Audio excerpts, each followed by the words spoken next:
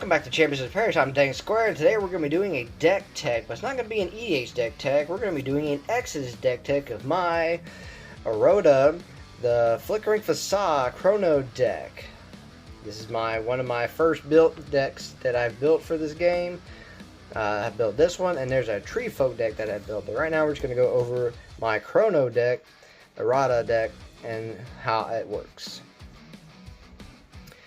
Alright, these are the symmetries that I run in this deck. I have Chains of the Ancient One to kind of help thin out the deck and adds energy to the bottom of the deck, or the main deck to Eroda when he is underneath. I run 2 Chains to kind of help with defense on my end. Sign of the Crow to get Eroda underneath the main deck, which when you play Sign of the Crows, you search for Eroda, but then it goes to the main deck, you end up searching for another Chrono type creature and putting it into your hand. Sandblast Sourced helps with putting more energy down to the bottom of the main deck with Eroda.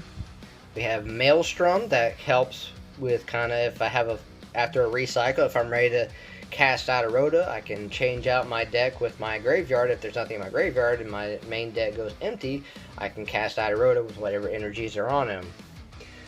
Invoke to kind of help with getting energy onto the main field. Eroda's Ascendancy is a card to help get Eroda out. It also helps get a Devour of the Devour Dimensions out if need be. Also running Madness Settles.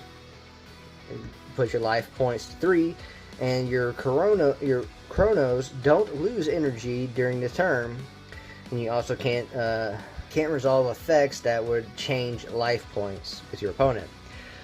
Chronological Relapse kind of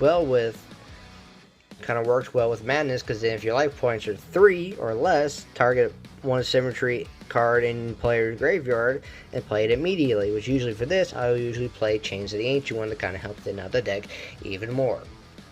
Alright, some of the creatures in the deck. Obviously we have Eroda, and for any deck you can only have one copy of that in the main deck.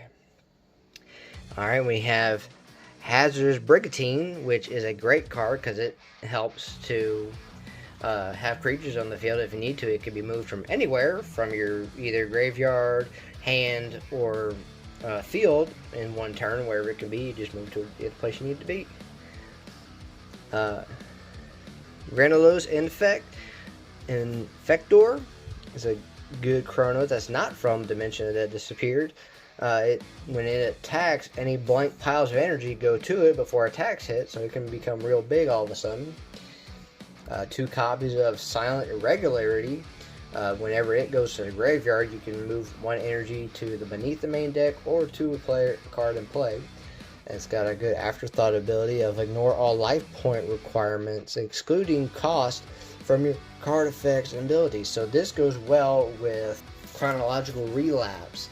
It ignores the 3 life requirement for it, and it allows you to just play another symmetry in the graveyard. Wonder Wolf, the Interfere, another good Chrono for the deck.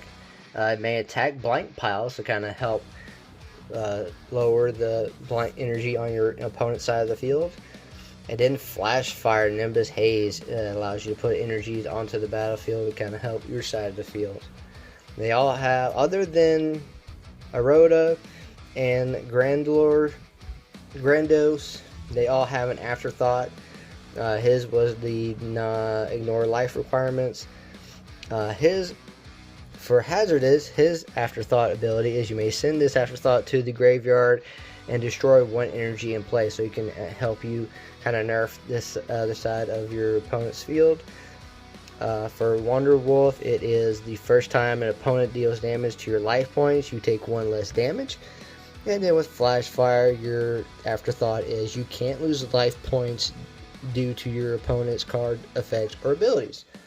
So this is my Chrono deck, and a lot of it is basically getting Eroda underneath the main deck and then buffing him up with different cards to get energy underneath the main deck, and then pulling him out, summoning him out, and then hopefully hitting the winning hit with a big creature. Now, the one card I would like to put in this deck that I kind of can't right now would be Devourer the Dimensions. That's kind of an expensive card, for one, and two, I just can't get it right now. But that'll be one card I will be looking at getting to complete this deck. So thanks to those out on the Discord, for Exodus TCG's Discord, for all the tips and hints to kind of help get this deck up to where it is right now. I kind of like how it works. It works very well. It's very consistent in how it plays. It's not a top tier deck by any means. It might get close to if I ever get a Devour Dimensions, but it's not a bad deck. It really is not.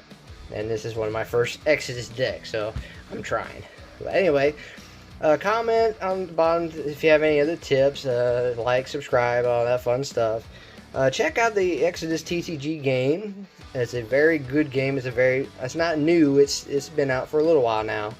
It's a very simple game, or it can be a simple game if you're looking for something that is not too expensive to play. Anyway, I like the game. I'm hoping to try to get more people into it around where I'm at. But anyway, have a good one.